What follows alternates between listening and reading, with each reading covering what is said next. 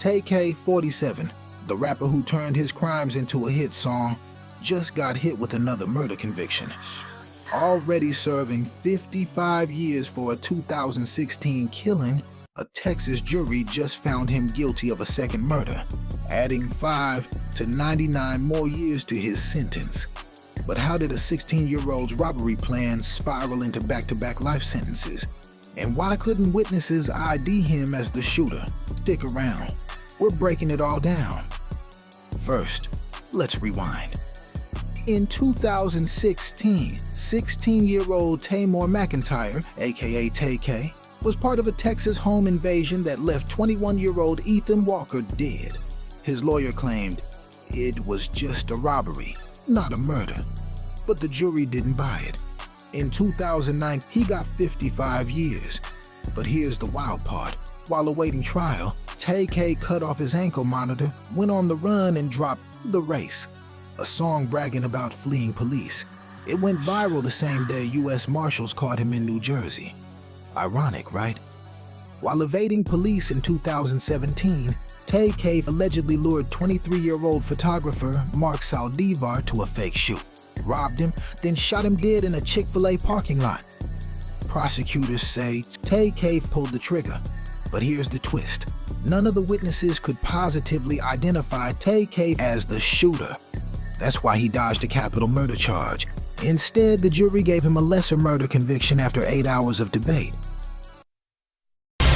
Well, if you're just joining us now, we do know that the jury in the Tamar McIntyre case has reached a verdict. Of course, we told you earlier that it was a not guilty verdict as far as the capital murder goes, but it was a guilty verdict for the murder.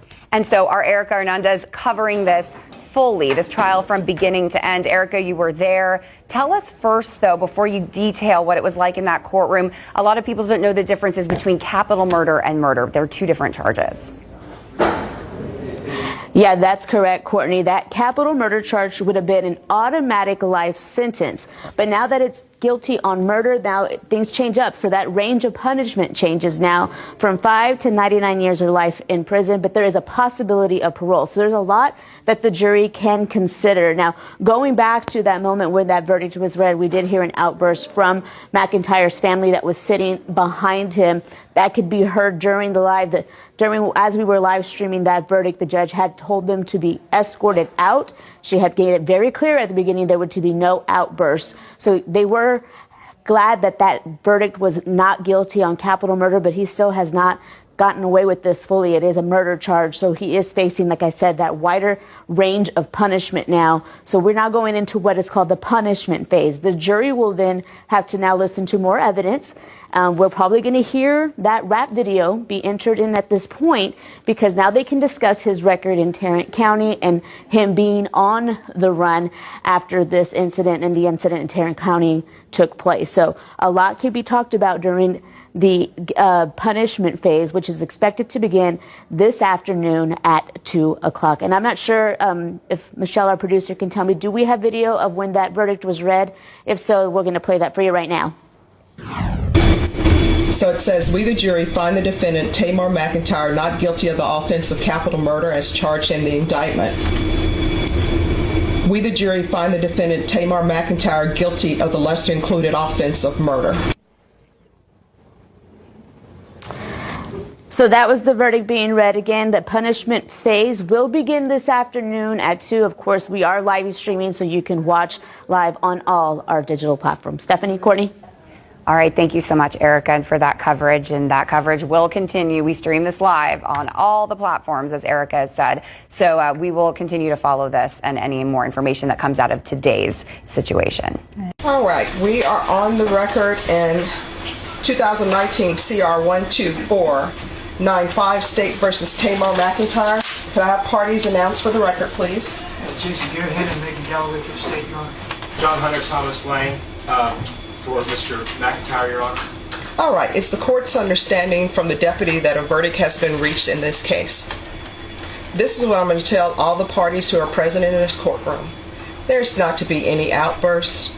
If there's an outburst, what's going to end up happening is a deputy is going to tap you on the shoulder. There's no need to get into a conversation with the deputy. That tap on the shoulder is meaning that you are to leave this courtroom and you will only be allowed back in this courtroom if you're going to be a witness. Does everyone understand? Yes, Your Honor. Is there anyone who cannot do that? So, both parties, for the state and the defense, if you need to talk to members who are currently in court that are either with the state or defense, you may do so now. Otherwise, I'm going to bring the jury in. I think everyone knows to be on their best behavior, Your Honor. All right, let's bring the jurors in. All right, for the jury.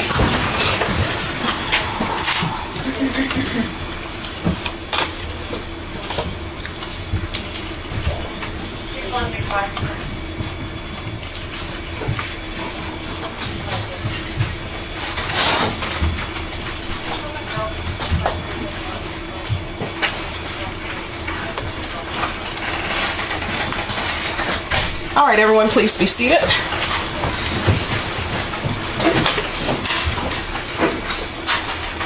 All right, ladies and gentlemen, it's my understanding that you've reached a verdict in this case. Is that correct? Yes. And is that verdict unanimous? Yes. All right, if you will give the verdict form to Deputy Laura, please.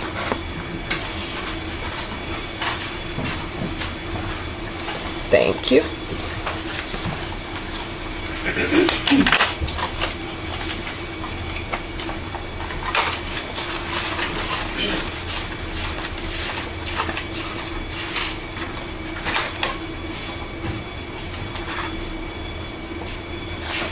All right, if the defendant could please stand. We, the jury, find the defendant, Tamar McIntyre, not guilty of the offense of capital murder. What did I, excuse me, no. No, out of the courtroom. Out of the courtroom now.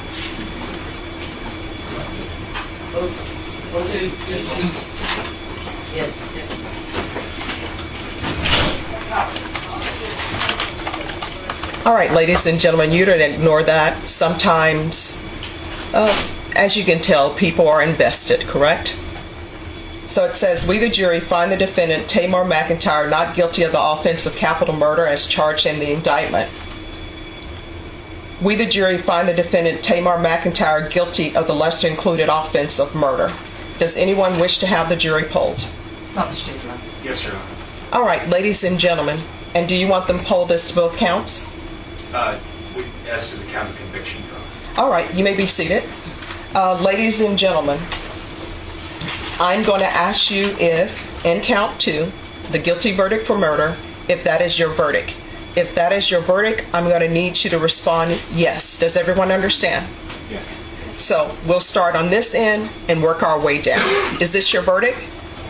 Is this your verdict? Yes. Is this your verdict? Yes. Is this your verdict? Yes. Is this your verdict? Yes. Is this your verdict? They're alternates. Oh, yes. Alternate. All right. Back row. Yes, sorry. Is this your verdict? Yes. Is this your verdict? Yes. Is this your verdict? Yes. Is this your verdict? Yes. Is this your verdict? Yes. Is this your verdict? Yes. All right, ladies and gentlemen, what's going to happen now is I'm going to allow you all to have your recess for lunch, and then we'll begin the second phase of the trial. All right? Everyone, please rise for the jurors.